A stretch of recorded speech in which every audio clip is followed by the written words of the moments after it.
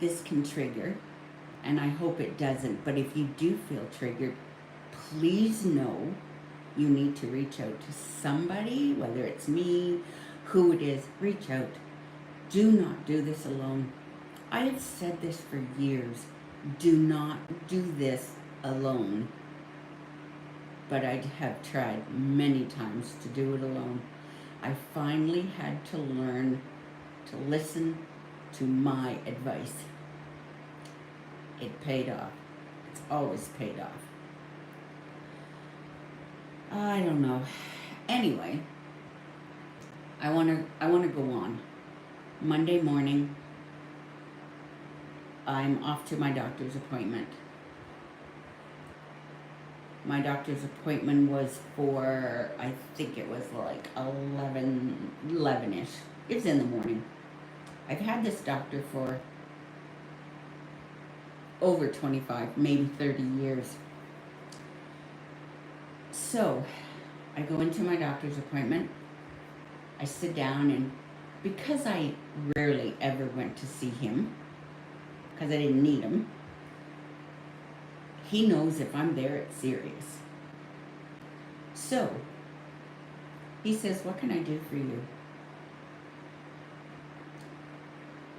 And when I started to talk to him and say, I've been going through a tough time all of a sudden. I love my new apartment.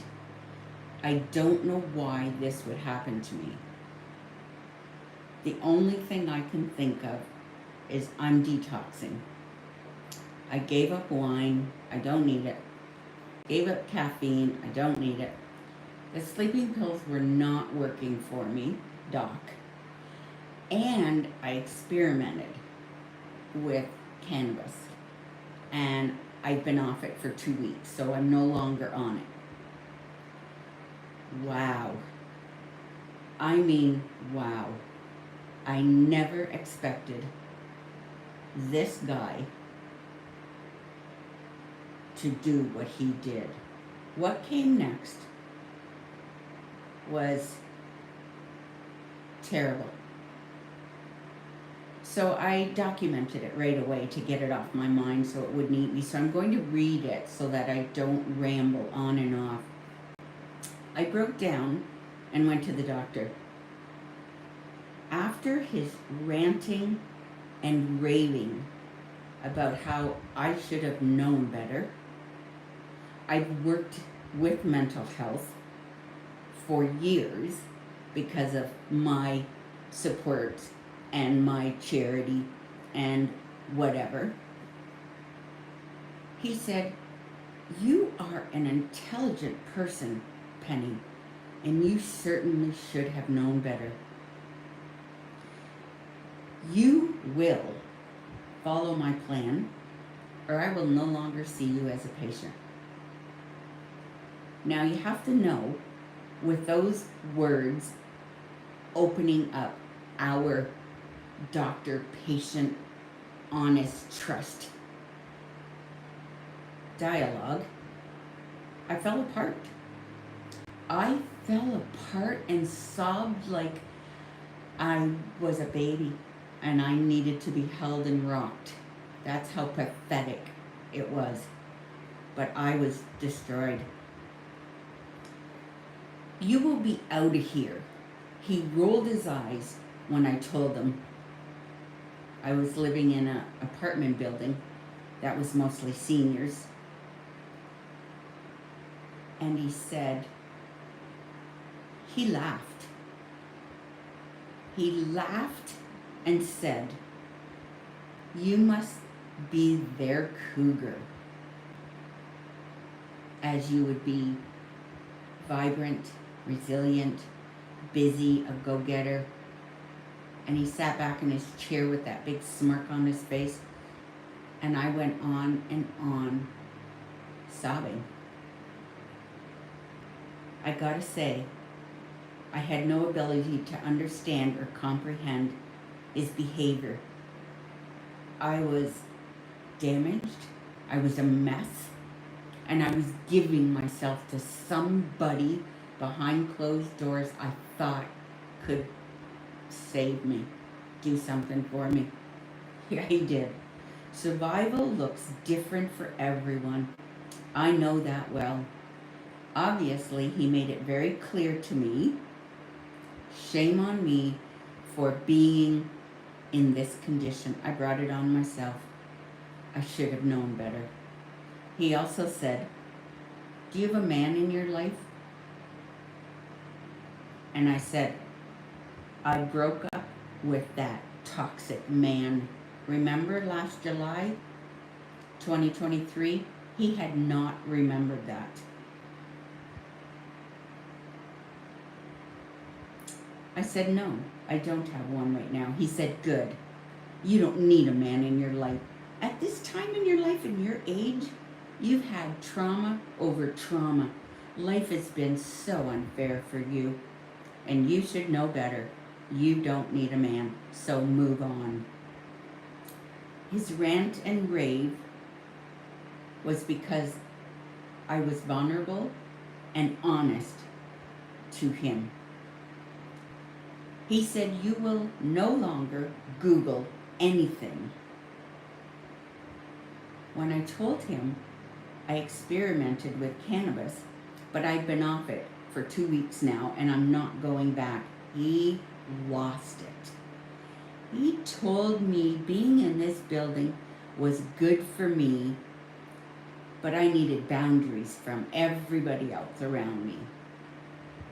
He was overwhelmed. It was overwhelming as I was spending most of my time, trying to spend most of my time with my grandsons and granddaughters.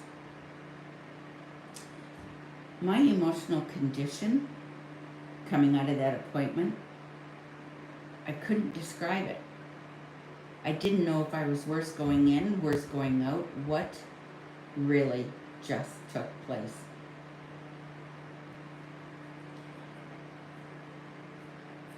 I had to take a couple days to digest what actually took place because I feel as though the doctor made that visit about him, his liability, him protecting himself, and making sure I do everything that he said, and making sure that he made it clear that he would drop me as a patient. Because I'm vulnerable, I wouldn't want that to happen. He wanted control of me. So how does he get control of me is make me weaker, and need to rely on him. He had no idea I had a support system. And a damn good one, too.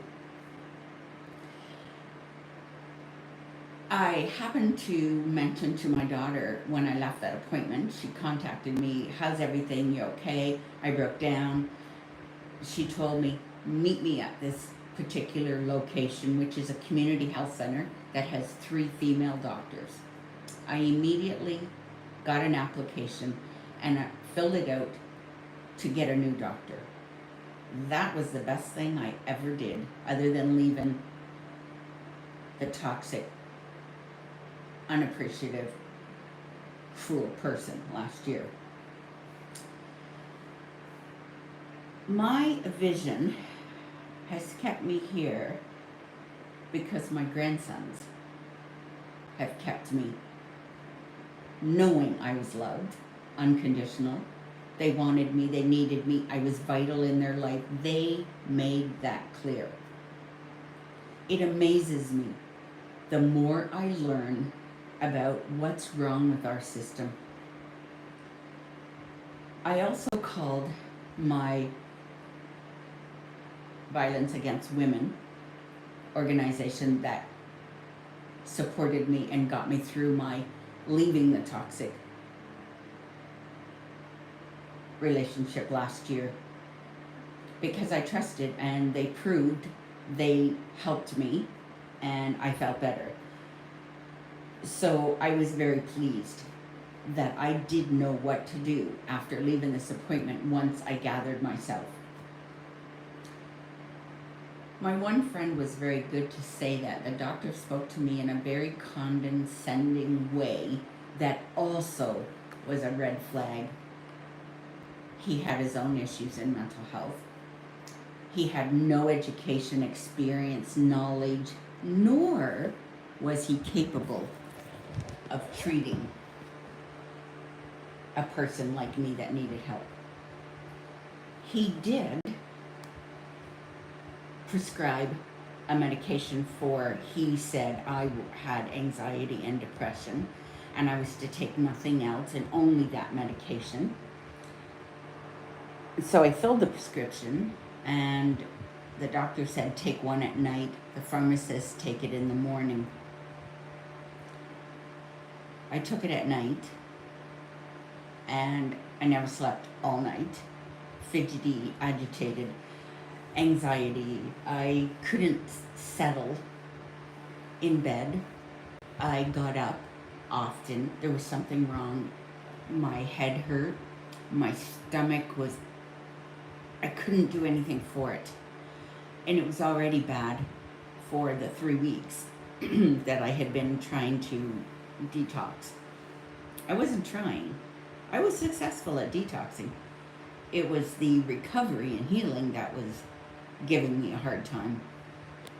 Anyway, I was not successful at taking that drug. It was not working out for me. Now I want to tell you part 4. So stay tuned and come back, and I'll tell you about the drug, my recovery, and my support system. This is very vital because I'm here today as somebody I think I was before my son died by suicide. That's how long ago I felt this wonderful. Mwah. Thank you. Bye for now.